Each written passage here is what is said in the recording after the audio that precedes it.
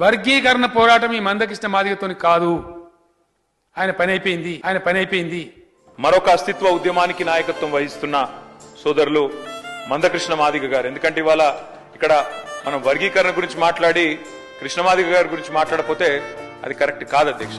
తప్పకుండా ఈ సభ కృష్ణమాదిగ గారికి సుమారు 30 సంవత్సరాలు ఈ ఉద్యమాన్ని నడిపిన ఈనాటి అభినవ సామాజిక వీరుడు, ఉద్యమ వీరుడు మందకృష్ణన్న మాదిగకు నా యొక్క అభినందనలు మరియు పాదాభివందనలు తెలియజేస్తున్నాను అధ్యక్ష.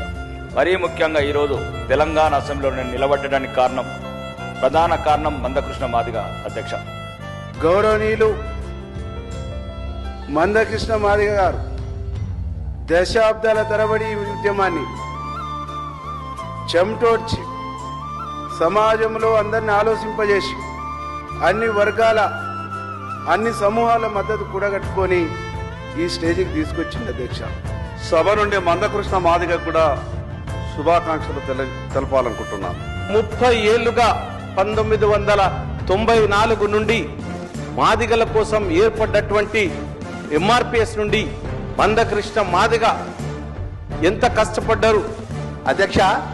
ఉద్యమకారుడు అధ్యక్ష 30 సంవత్సరాలుగా ఈ దండోర ఉద్యమానికి నాయకత్వం వహిస్తున్న మందకృష్ణ మాదిగను ప్రత్యేకంగా అభినందించవలసిన అవసరం ఉన్నది.